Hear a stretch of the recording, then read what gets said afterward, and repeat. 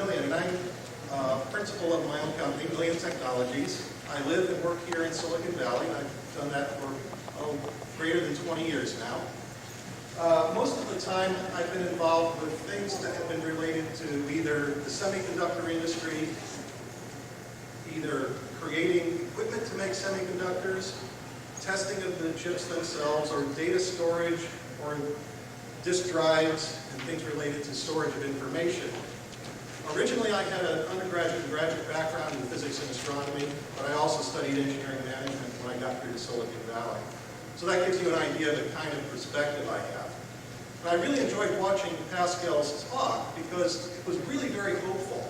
It's clear that there's a lot of good work going on by his group, the Mars Society, and others to try to advance the state of technology for the exploration and settlement of Mars. It's a very positive thing. By the way, how many of you were at the dinner last night where Eric Drexler talked about nanotechnology? Or a fair number of you. It was kind of a downer, wasn't it? In the sense that for about 20 years now, nearly 20 years, we've been talking about this stuff, yet nobody's seen it yet. Well, I have a different point of view, a little more practical point of view, and I think there's ample reason to be optimistic about a number of important things related to what he spoke about. In particular, I'm going to talk about some vital technologies that Silicon Valley has that could be applied to the exploration and settlement of Mars.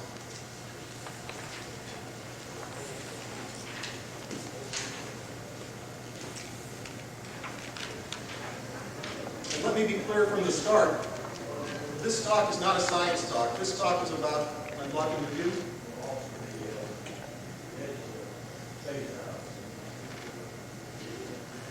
We can improve it, I think, up to a certain degree. There's a lens here, but I found it doesn't seem to be helpful. Yeah. Usually the low technology is one of the easiest ones to get going.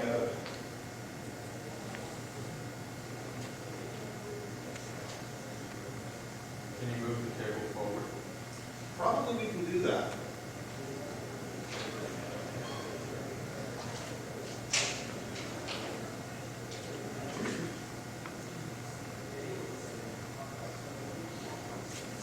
Is that tolerable, or shall I keep going?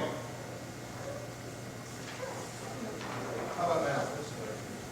The other possibility is that the lights could be adjusted and turned down if somebody wants to try experimenting with that while I talk.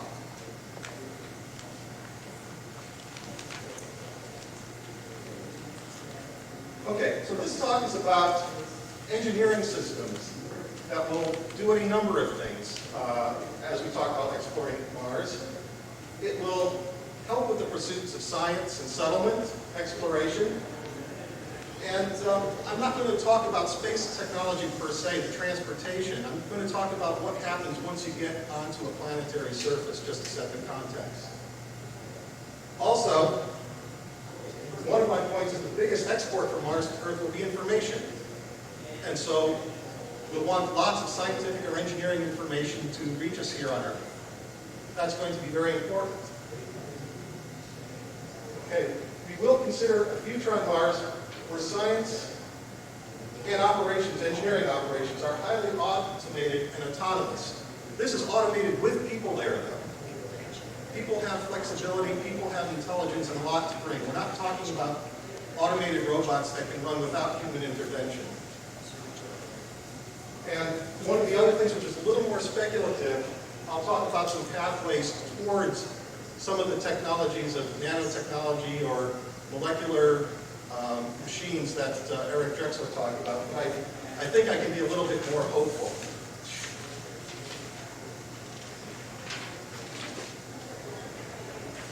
But first, let's set the context. There are some things that we just can't change. For one is, and this is very important, the amount of time it takes to transport a payload from Earth to Mars is a substantial fraction of a year. And with better technology for propulsion, it can be improved, but you still have the limits of orbital mechanics, and you can't do anything about that. So when we send equipment, we want it to be appropriate for the task. We want to be able to accommodate unpredictable situations. We want it to be flexible. Next is communications between the planets takes time. It might average somewhere around 10 minutes, much longer, sometimes shorter other times, but it's not instantaneous. And this has a sizable impact on the nature of how we here on Earth might be able to interact with equipment on Mars. And again, this is given to us. We can't possibly change that. Oh, by the way, the artwork there showing Mars as a big red object was done by a 6-year-old member of our chapter while we were having a Mars Society chapter meeting. And I asked him permission to display it in this talk, and he said, okay.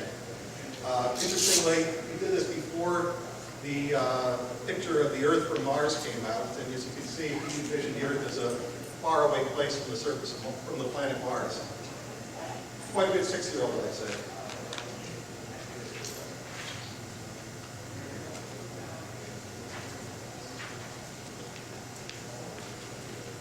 Okay, so what can Silicon Valley offer to the exploration of Mars? I say there's a lot of possibilities here. Some of the things are very mundane, infrastructure and that kind of stuff. There are some automation technologies that we can talk about, which is one of my favorite topics. We'll go into some detail about it. And this is today type technology. It's not futuristic at all. It's just a decision. Shall we try it for the goal of exploring Mars? We'll also talk a little bit about fabrication and manufacturing of objects that could be nanotechnology, according to Drexler's previous definition, probably.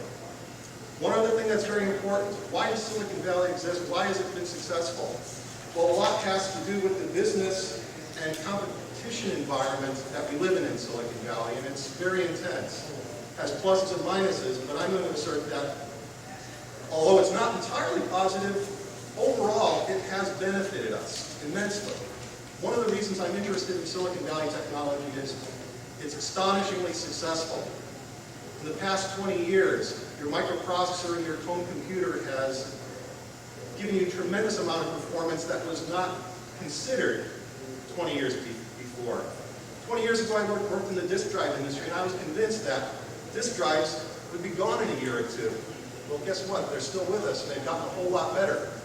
So one of the interesting things is, if you have an active marketplace, an active technology, and a lot of people busy with it, you can get some interesting improvements along the way. And that's an important part of this talk, too.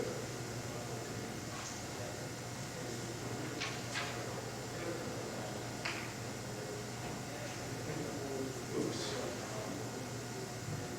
I'm curious. How many in this room have worked inside a clean room or visited a clean room in a semiconductor or other location? There's a number of you here. It's a kind of a mind-altering experience if you spend a lot of time in it. You are typically suited up in something that in every way, shape, or form resembles a spacesuit. You hear the sound of your breath. You can hear muffled sounds from the outside. It can be uncomfortable at times. Your tactile feedback is off, and even due to the nature of the work in the room, the colors of the room alter your perception of things. Walk outside once you've taken off your suit and say, man, it's blue out here.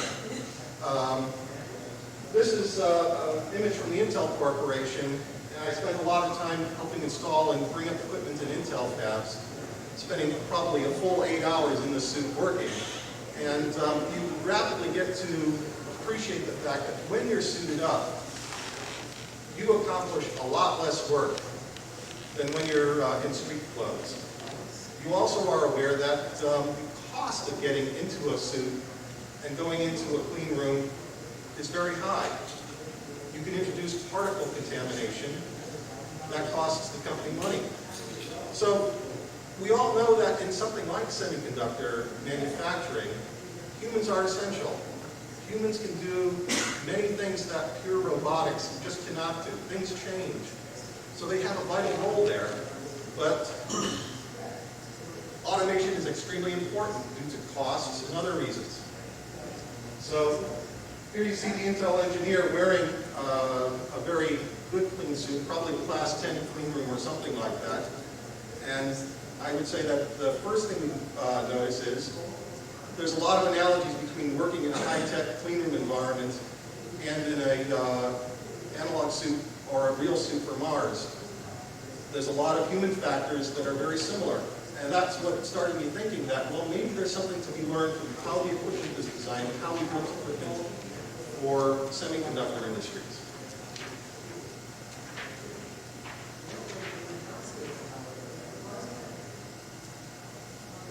Well, here's another image. In this case, the individual is probably looking at an inspecting microscope, either on a wafer or a photomask, probably. And one of the things that caught my attention is, in the case of looking at samples from Mars or even from Devon Island, I noticed that once the samples were brought back into the lab, nobody was wearing a clean or protective garment around it. And maybe that's one of the first things to suggest, that even the stuff you do after the EVA needs to be done in a clean suit to get a real picture of what it's going to cost. Not so much to protect you, but in the same way that we see the engineer here, to protect the materials being observed, to protect the integrity of the samples being worked with. You want to avoid contamination from your body to this rock sample if you're going to be looking for any signs of life. And that's one thing that actually Silicon Valley has some very good technology for right now. So immediately, you could probably go to Intel and ask to have several old clean suits to try this out and see just what the impact is on the work process. You might find it'll take twice as long and you need more space, but that might be a good lesson to learn. So there's already technology there that's probably to be had for pennies, if not for free, that would be worth trying out in the laboratory.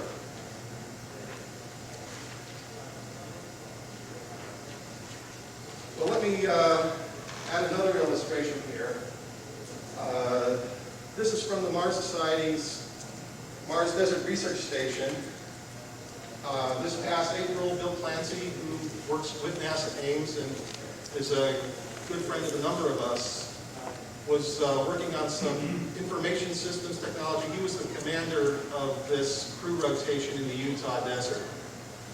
The reason I put this slide up is you can see now there's an analogy between the clean suit that the folks were wearing in the Intel fab and the suits that the folks are wearing here. Although the technology and purpose is very different, the impact on the equipment, the impact on human perception is very similar.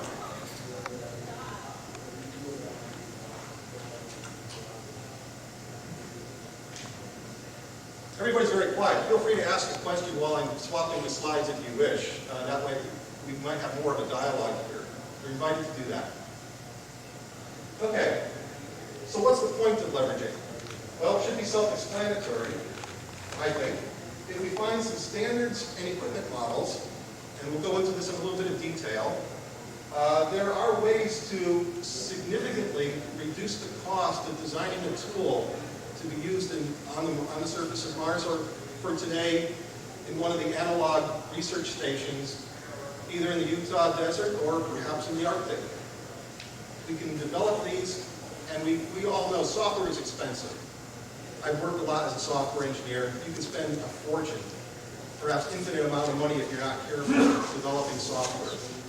The semiconductor industry is aware of this problem, and by developing good engineering models for the equipment, a lot of this wasteful activity can be prevented, and a lot of the engineering activity can be channeled in some very productive ways. We'll go into some detail on that particular topic. And again, let me emphasize, part of the reason I'm so interested in this, the semiconductor industry is successful. It's not always pretty, but it's very successful. And we might as well emulate successes if we want to be successful ourselves.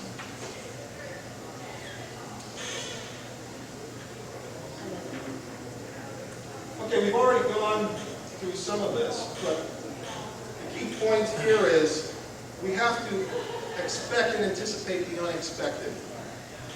And we have some very good people there when we send crews to Mars to be able to deal with the unexpected and work with it. But we need to give them the tools to accomplish that.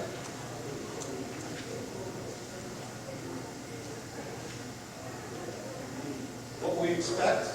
Experienced people, creative people, motivated and flexible people, but we need to empower them. We need to prepare and empower them. It's a long way between Earth and Mars, and we don't have a second chance a lot of the time. Now, I keep mentioning semiconductor equipment. What does semiconductor equipment do? Well, in the semiconductor fab, you process materials. By that I mean, you may have a furnace, you may have exposure to various chemicals, you may have exposure of the material, a silicon wafer, to pattern images in order to imprint the integrated circuit on the surface. You may transfer materials from one machine to another, robotic type things. You may control the flow of gases or liquids. You may monitor the system. You may inspect it with microscopes or some other techniques. And you may be making critical measurements that will impact the processing downstream from you. So there's a whole variety of things that happen in a semiconductor fab. And what kind of analogies do we see on Mars? Well, there will have to be systems which control and monitor the climate in a habitat. There will be tools which will work with the samples that the explorers find on the surface and maybe have some programmed arrangement of steps in a chemical process to perform on them. There may be systems that operate and control greenhouses. So I think the kind of models I'm seeing in the semiconductor industry very much apply to most things you'll find when you explore and inhabit the surface of Mars.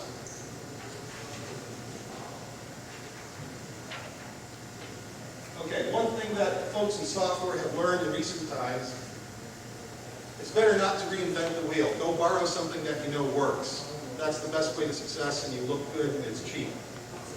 And if you leverage from a whole industry, an active industry, there's a whole lot of development work that you don't have to do if you latch onto it and adopt it. The folks who design these systems and standards in the semiconductor industry spend literally thousands of human hours thinking about the problems and working these things, and I've been a long time part of that. They spend more time and energy than we can imagine affording for the kind of work we would like to see for equipment that we will send to Mars. Now, let me give you a brief history of this automation. I want to be careful of the time here. When I first had something to do with this, it was the early 80s, and we were automating equipment that worked in semiconductor fabs and disk drive companies. And in the early days, the equipment makers, those of us who designed the microscopes, the ovens, and the like, were leading the effort. As time went on, the customers would say, hey, wait a minute, this automation is great, but it's too damn expensive. And then they began to lead the effort, saying, we want standards. If a tool takes $500,000 to integrate into their factory, and they have to do it for every single tool, that's very expensive. By their efforts, they reduced that to something more like $100,000 by higher standards that they applied to the equipment. And overall, the industry benefited. The reason we have nice laptops with as sophisticated semiconductor devices is at least in part due to the success of this whole thing. So again, this is a very successful industry, well worth emulating. Now, I have some material on my website, and I'll be reviewing where you can find that later on. But the kinds of technologies are very basic information technology things.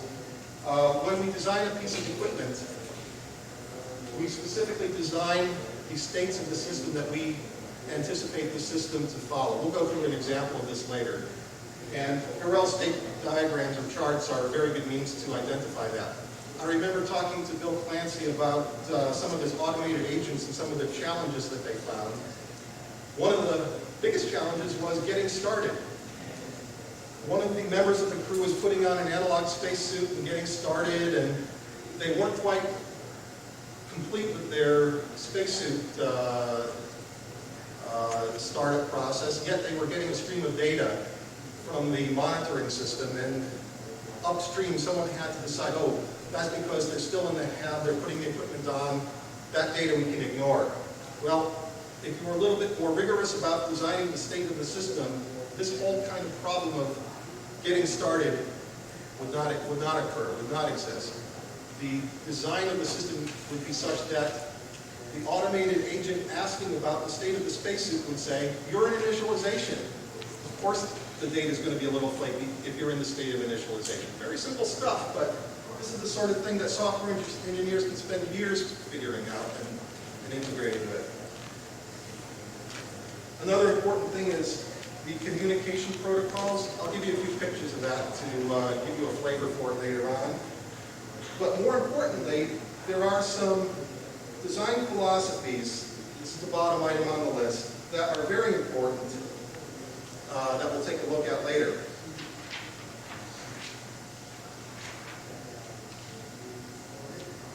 I mentioned the Harrell state diagrams. How many people have seen state diagrams before? There's a couple of you here. Well, this is a very simple one. This is basically any machine. Any machine has a state of processing active, but before it can reach that state, it goes through initialization. It may be idle for a while. There may be setup states, there may be pause states, executing ready, and these arrows show the allowed transitions in the system. If my HAB computer over here that collects data from the agricultural monitoring equipment in the greenhouse knows that this system has this basic appearance, we can be very productive with this whole information technology system we're trying to develop. If we allow creativity to go completely wild, the job will never be finished and it probably won't work very well. So this is just a basic discipline in equipment design that I think is completely applicable to any of the situations we're likely to find when we design automated equipment for Mars. Very simple, but very, very, very important from the point of view of getting the project done and working in time. And I'll deal with this only very briefly, but you might imagine that the folks who design semiconductor equipment have a lot of the things we really need in their whole strategy and their whole standards for equipment communication. Process program management means from somewhere over here in the HAB, I can download a process program, let's just call it a program to be executed on the, let's say the greenhouse again. It may be a temperature profile that we want to see over a 24-hour period.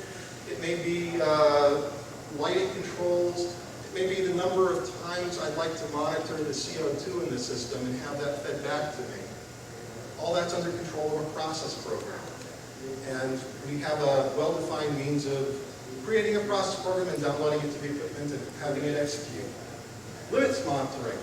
What if it gets too cold in the HAB? What if it gets too cold in the agricultural greenhouse? Well, we obviously want an alarm to ring, and that's also well-defined. The folks in the semiconductor industry like to keep good control of their process, and so they establish process limits. We need those process limits too. We want to be notified when the process is out of control, but not critically so. This is actually very well defined too. Terminal services, well, that's fairly straightforward. Remotely, in the nice warm place like the HAB, I can open up a terminal to this piece of equipment and see various parameters from the equipment. Alternatively, let's suppose you're out in the greenhouse and you need to communicate with someone in the HAB. You can have a terminal service out there. The point is, any variable that you may wish to see in the equipment should be accessible to you outside by some form of terminal service. Very important thing, you may not on the equipment if it's damaged be able to see what's going on, but someone else can go see it for you through the interface. And obviously, data collection is important too. We want to have as much value from the equipment as we possibly can. We want to collect the data, and we may need to be very flexible about it. We're not sure 100% of what we're going to need right now for equipment that's going to be used 5 years in the future in an environment that's hostile. That may have to change. So we want to be flexible in our ability to collect and maintain the integrity of data that we collect.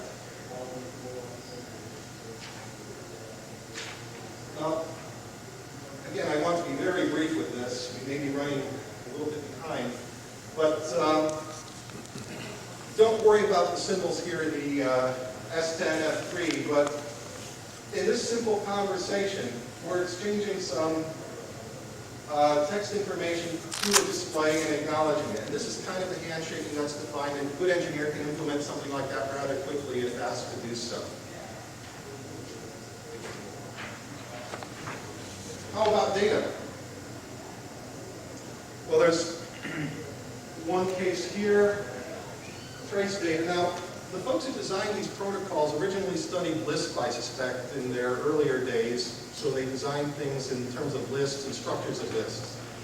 This was wonderful for flexibility, because should I want to add another data element to a list, I can, and the intelligence out here can always make sense of it, assuming it's designed properly.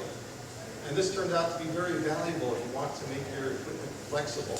You want to change the data coming out in the midst of operation, for example. Very worthwhile point of view from an engineering perspective. So, the nice thing about this proposal or leveraging is we can try this out today. This is something we can do at, in our local office. This is something we can build and demonstrate right now. We don't need a lot of capital. We don't need a lot of equipment. Some very simple analog types of equipment would be suitable to demonstrate this concept. And a number of us are interested in doing this. In fact, I had hoped to have a simple demonstration of this to show, but not for this year, perhaps later. And the kind of expectation I have is we won't get it right the first time. We're going to have to iterate on this several times. That would be normal. But I think this is something worth trying, and worth trying in an analog type environment. Not yet on Mars, but in the field test that we might do, or perhaps at the Desert Research Station or the like.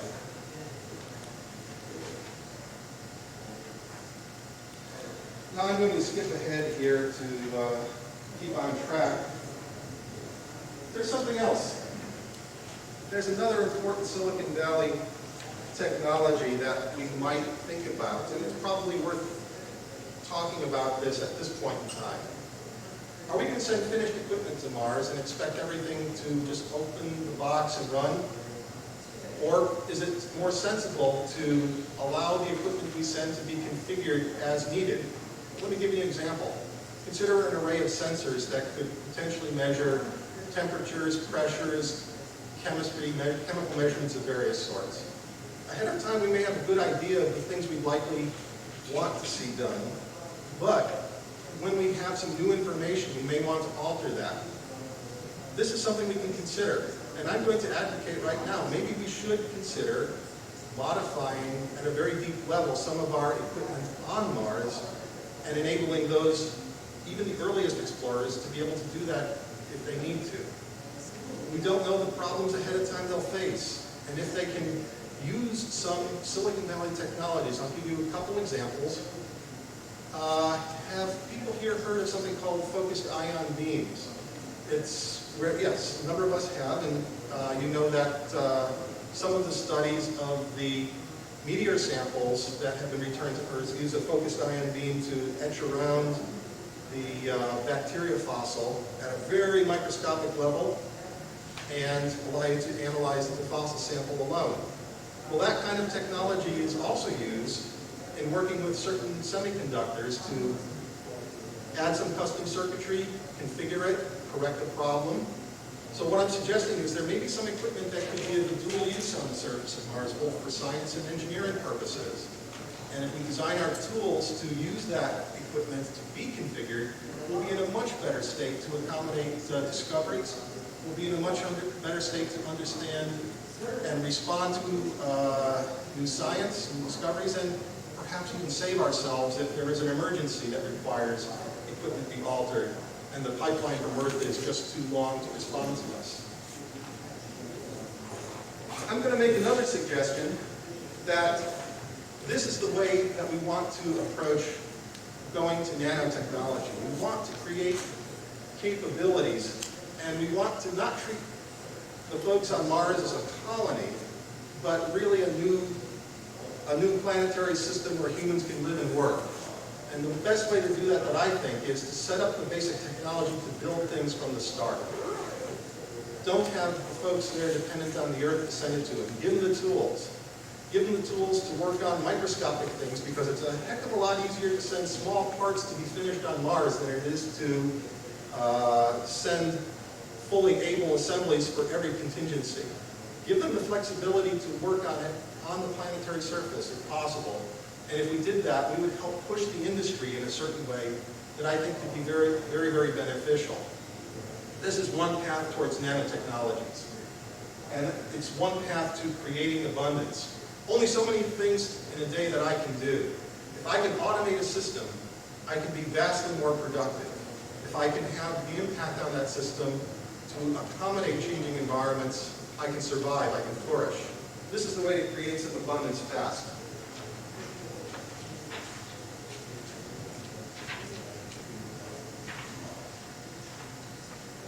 Okay. I think I'm coming to kind of a summation point, but adding some of the other business factors. What kind of a future do we want on Mars? I say what we want is to empower the explorers to do what they need to do to survive and do optimal science and engineering. And this is part of achieving that goal. I think they need to be able to create an abundance for themselves. Optimally handle their agriculture, their science, their materials technology that they need. Although the first product produced on Mars may be bricks, I think high technology is important right after you make the bricks. It's an important part of your control systems for survival and for doing good science. And what kind of research do we want when we reach Mars? Shall it be centralized planning? Well, there's advantages to that. How about a marketplace? Well, I'm not sure quite what that is, but I know it will involve some amount of autonomy on the surface. And guess what? The folks on the surface have physical autonomy already. So you might as well embrace that, permit it, and encourage it. And is it successful? I would say that if you have the flexibility and the means available to you, you have a better chance of being successful in whatever you're doing. If you're constrained and restricted, less of a chance.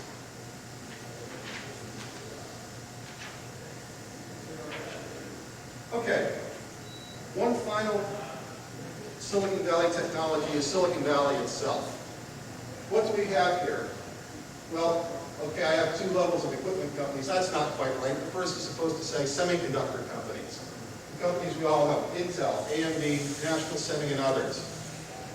Supporting those manufacturing companies, we have the equipment companies like KLA, SVG, Silicon Valley Group, Nanometrics, and plenty more. There's a lot of those. We also have universities and not-for-profit organizations.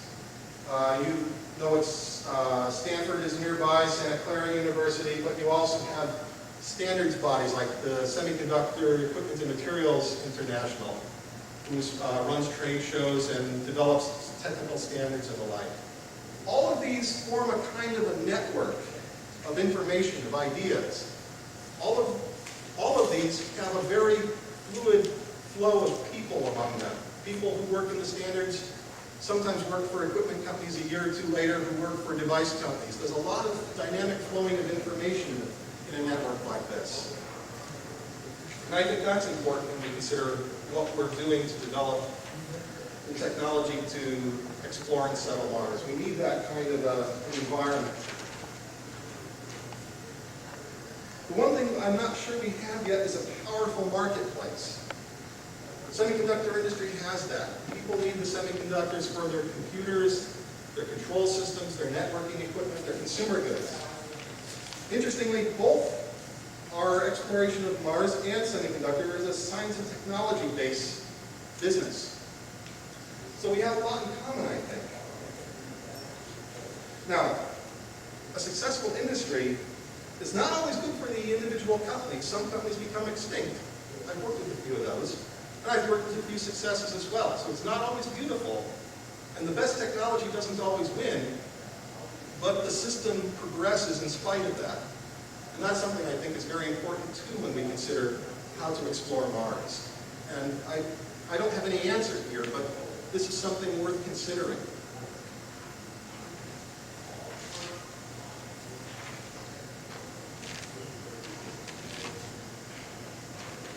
So the question I'm having is, how do we apply this to Mars development? And I already think our presence here is already part of that. Every one of us spent a little money to get here, to participate, to attend, so we already have a little bit of an economy going, and we need to continue that. All of you need to participate in all the future conferences on this topic. The Mars Society is having a big conference this summer in Oregon. That'd be worth going to, that'd be worth continuing the process with, and building up this network. And we need to have, very important, strong bonds between the scientists and the engineers, the scientists who explore, like Pascal Lee. He will tell us a lot about what works and what doesn't. Bill Clancy, who does a combination of human factors and science himself, having us, who are engineers, work with him and talk with him is a very productive thing to do. That's part of the network that I envision creating. And your participation in it is very important too. Asking questions and exploring further.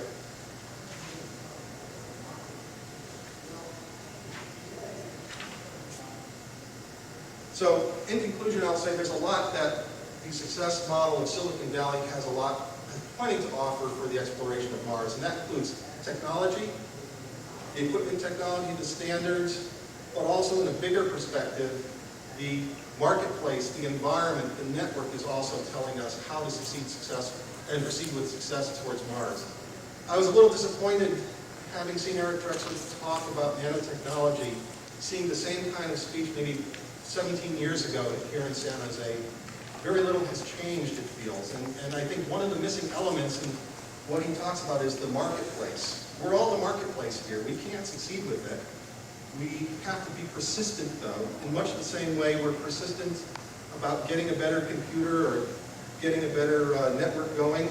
We have to keep improving things, each one of us, in order to succeed in this goal. So that's basically my presentation today. If there's any questions, comments, I'd love to hear them.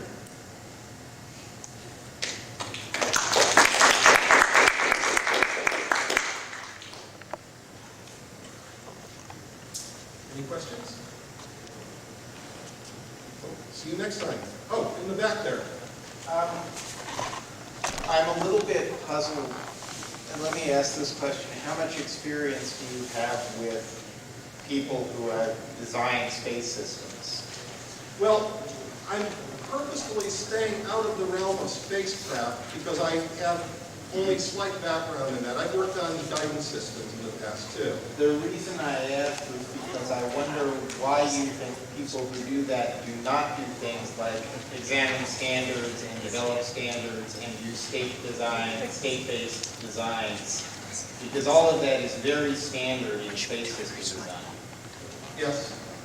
Well, what I have seen more often than not a lot of creativity in the design of scientific instruments that was unnecessary. Scientific instruments are not space systems. Agreed. And again, I will avoid the discussion of what takes place in a spacecraft because I feel they know that better than I do. What takes place on the surface is a different matter. Yeah, this is not to criticize, it's just that your presentation would be stronger if you had a few, I believe, if you had a few people who work in the space industry, try to identify where you are telling people what they already know as opposed to where you have real contributions. Okay. I'll take that point. Appreciate it.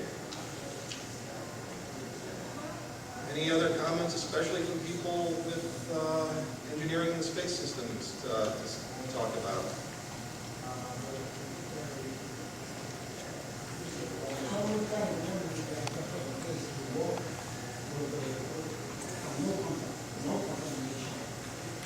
Say that again, please.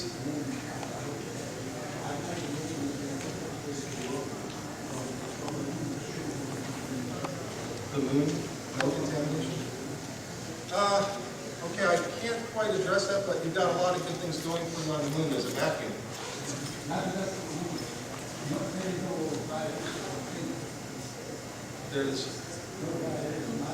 Right, well, there's only what we bring to the site. Yes. Yeah, and I guess one of the earlier points I was making is when we go to places that have some potential for biological activity, we have to protect and contain our own field of organisms if we wish to be sure that what we find is native. And in the case of the clean suits, they're built just for that. They're to protect what is outside of you, not to protect you inside. And that probably is a necessity in the habitats on Mars to have clean suits. Yeah, it's very, very much an easier problem on the lunar surface.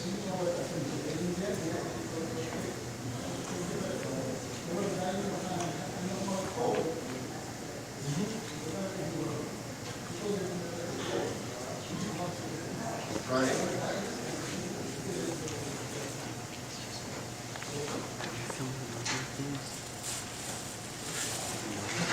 I guess that's it for this talk. If you have any further comments, gentlemen in the back especially, I'd love to talk to you afterwards. Thank you.